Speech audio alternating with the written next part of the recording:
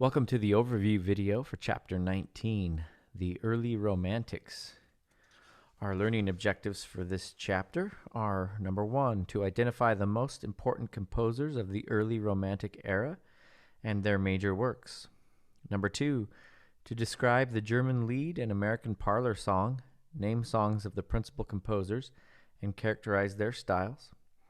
Number 3, to name some of the principal composers of piano music, characterize their styles and trace influences on them. Number 4, to describe the variety of approaches in composing for orchestra in the first half of the 19th century and identify some of the most important symphonic composers. And number 5, to describe the social roles for and varieties of choral music and name some of the most important composers of choral music. The first generation of Romantic composers found new ways to engage the established musical genres of the 18th century. Orchestral music and other large-scale works such as concerto and oratorio, as well as song, solo piano music, chamber music, and opera. Central to public concert life was the orchestra. Appealing primarily to a middle-class audience, orchestras programmed a diversity of works. Song, particularly the German art song, or Lied, plural is Lieder, became a favorite outlet for intense personal feelings. Songs were often grouped into collections with a unifying characteristic. The piano became the perfect instrument for conveying repertoire from either end of the compositional spectrum. Concertos of grandiose proportions or brief statements of fleeting impressions. Chamber music was not as attractive to some Romantic composers. The characteristics of the Romantic Lied are exemplified in the songs of Franz Schubert, 1797 to 1828, who wrote over 600 Lieder. After studying music as a child, Schubert became a schoolmaster, working in his father's school for several years. His true love was music, and he composed in his free time with astonishing speed. He never held a salaried music position and gained most of his income from publications. Best known for his Lieder, Schubert was a prolific composer in all genres. Schubert set poetry by many writers, including Goethe, and wrote 2 song cycles on poems by Wilhelm Müller. Die schöne Müllerin, The Pretty Miller Maid, 1823, and Winter's Journey, 1827. Schubert always chose forms that suited the shape and meaning of the text. For example, he used modified strophic form to depict contrast or change. Schubert composed beautiful melodies that capture a poem's character, mood, and situation. The figuration of the accompaniment always fits the poem's mood and the personality of the protagonist. In Gretchen am Spinnrad, Gretchen and the Spinning Wheel, the piano suggests the spinning wheel and Gretchen's agitation as she thinks of her absent lover. Schubert used harmony as an expressive device, often modulating by thirds rather than by fifths. In Der Lindenbaum, from Winterreise, Schubert conveys the meaning of the poem through form, melody, accompaniment, and harmony. Schubert's songs set the standard that later song composers strove to match. During the 19th century, the piano emerged as the quintessential instrument of the salon or living room, creating a steady demand for music that amateurs and professionals could play in a domestic setting. Schubert wrote marches, dances, and lyrical works suitable for the amateur market, and larger works including 11 sonatas and the Wanderer Fantasy of 1822 for more accomplished performers. Schubert's sonatas typically feature lyrical themes that resist development and often use 3 keys in the exposition rather than 2. Schubert's late chamber works are conceived more as dramatic pieces of concert music than as entertaining diversions for amateur players. In his string quintet in C major from 1828, Schubert treats all 5 instruments as equals and presents contrasting moods and styles within and between movements. Schubert maintained the form of the symphony while infusing it with a greater focus on tuneful melodies, colorful harmonies, and color strong contrasts, and heightened emotions. For him and other romantics, themes became the most important aspect of any form. In his unfinished symphony, Schubert used secondary material for symphonic development while focusing the thematic areas on memorable lyrical melodies like those of his songs and piano works. In his Great Symphony, in C major, Schubert blended romantic lyricism and Beethovenian drama within an expanded classic form. Robert Schumann, 1810 to 1856, like Schubert, composed in all the major genres of the 19th century, but he concentrated on one at a time. Schumann's publications up to 1840 were all for solo piano, mostly short character pieces in colorfully named collections. He used evocative titles to stimulate the imagination, as evident in Carnival. The main function of his titles was to encourage close attention to the special features of each piece and to indicate possible avenues for explorations. Schumann used musical ciphers to invite extra musical interpretation and to give unity to an entire work. Schumann was Schubert's first important successor as a lieder composer. Schumann aimed to become a concert pianist and studied with the father of Clara Wieck, his future wife. After a career-ending injury, he turned to composition and to criticism, founding the journal Neue Zeitschrift für Musik. He suffered physical and psychological illnesses and was confirmed to an asylum for the last 2 years of his life. Robert composed more than 120 songs in 1840, the year of his marriage to Clara, including the song cycle Dichterliebe, a poet's love. Schumann thought that music should capture a poem's essence in its own terms and that voice and piano should be equal partners, as shown by relatively long preludes, interludes, and postludes for the piano. In Im wunderschönen Monat Mai, from Dichterliebe, Schumann uses unresolved harmonies to create a sense of longing. Robert Schumann modeled his symphonies on those of Schubert and Mendelssohn. He drafted a symphony in D minor in 1840 and returned to it in 1851, revising it as Symphony No. 4. This symphony is an integrated cycle in 4 movements played without break. It combines traditional forms with a continuous process of variation.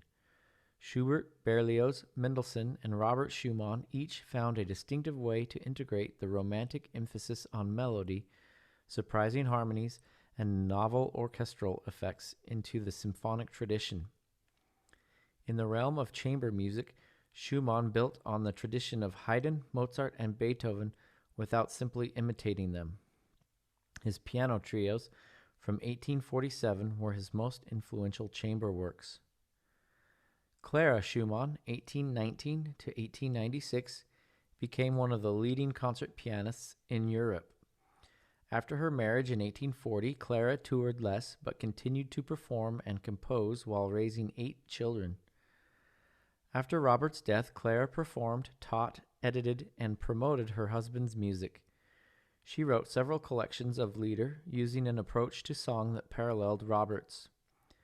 Women were discouraged from composing large concert works, but pieces with piano were accepted as extensions of private music making.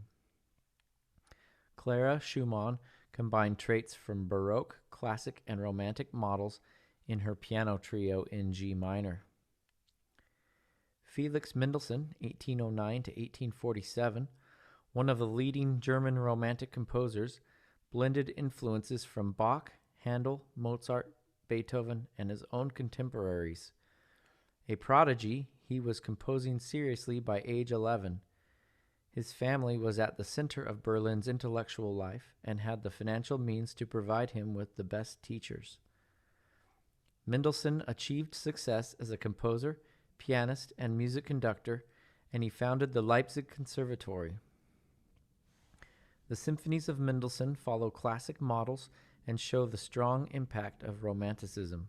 Mendelssohn's Italian Symphony, No. 4, 1833, uses tuneful themes in Italian styles and accommodates the developmental structures of classical forms. His imaginative use of figuration and orchestral color for musical depiction in the overture to A Midsummer's Night's Dream, 1826, set the standard for all subsequent concert overtures. Mendelssohn was a virtuoso pianist, yet his 4 piano concertos emphasize musical content over technical display. In his violin concerto in E minor, 1844, Mendelssohn linked the 3 movements and reworked the concerto form, finding new ways to reinterpret yet continue tradition. Large amateur choruses played a central role at music festivals, where singers from across a region gathered to perform. Choral societies were important for maintaining interest in Handel and Haydn oratorios and for reviving Bach's vocal music. Mendelssohn rooted his oratorios, St. Paul and Elijah, in Baroque tradition while creating something new and up-to-date. Clara Schumann and Fanny Hensel, 1805 to 1847, the sister of Felix Mendelssohn, had contrasting careers as pianist-composers. Schumann played in public concerts and published much of her music. The equally talented Hensel composed for performances in her home and published only a few of her works. Hensel wrote more than 400 works, mostly in the small genres suitable for home music making. Among them are at least 250 songs and 125 piano pieces. Her masterpiece is Das Jahr, the Year, 1841, a series of character pieces on the 12 months for piano. Frédéric Chopin, 1810 to 1849, composed almost exclusively for piano. He wrote for performers and audiences of all levels and opened new possibilities for the piano. Chopin was born near Warsaw in Poland. After studying at the conservatory, he toured as a concert pianist. His pieces with Polish character were quite popular. In 1831, he moved to Paris, where he met the leading musicians and entered the highest social circles. He made a living by teaching, publishing, and performing at private concerts and salons. Chopin's dances were often composed for his students. His waltzes evoke the Viennese ballroom. His polonaises assert the spirit of Poland, and his mazurkas capture the popular Polish ballroom dance. Chopin and other 19th century performers often used rubato, holding back or hurrying the tempo as an expressive technique. Chopin's nocturnes are short works with embellished melodies over sonorous accompaniments.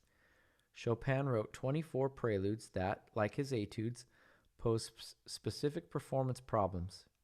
The ballades and scherzos are longer and more demanding than his other works.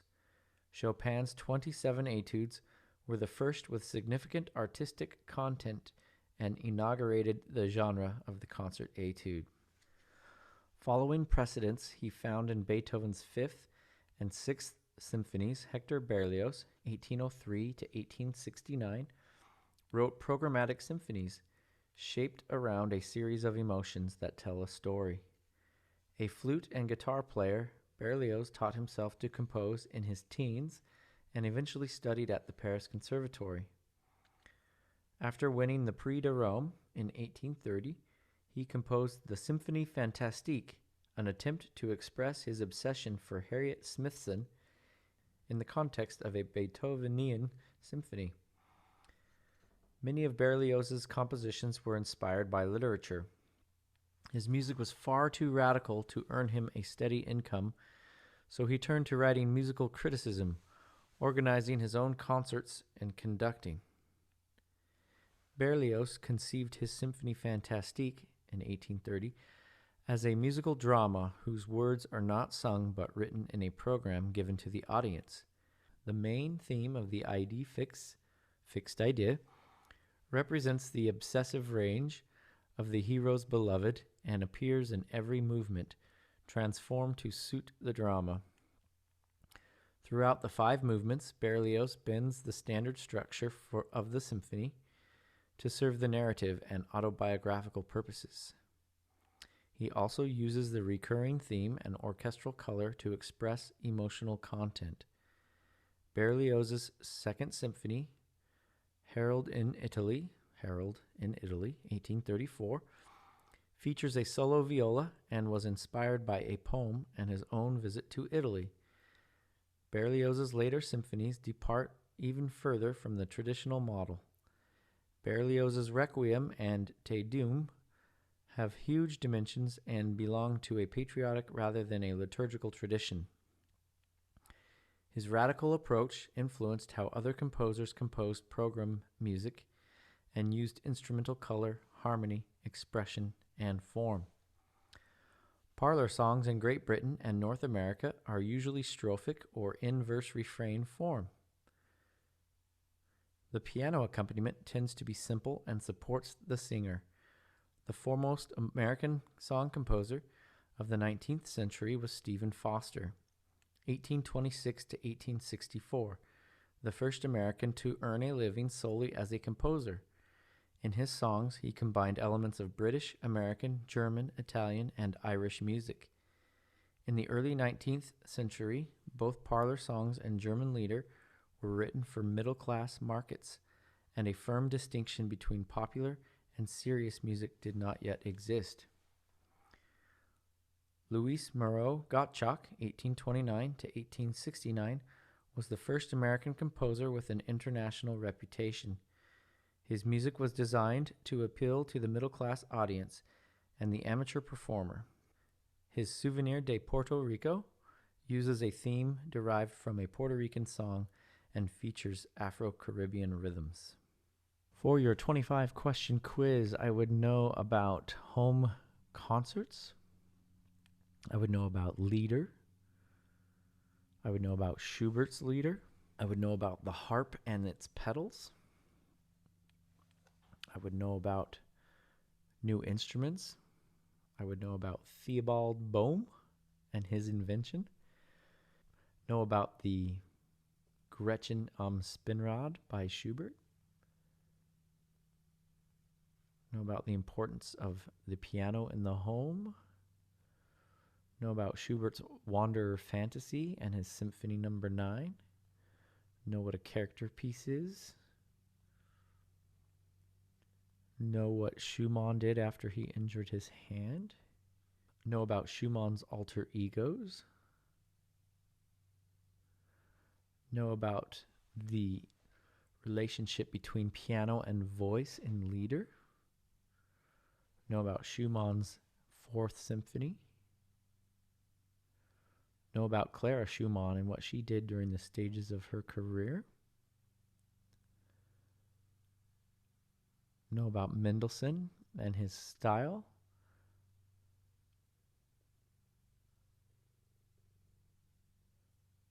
Know about Fanny Mendelssohn and her career. Know about Chopin and the genres for which he composed. Know what an ID fix is. Know about Berlioz. Know about Stephen Foster and Louis Moreau Gottschalk. Good luck.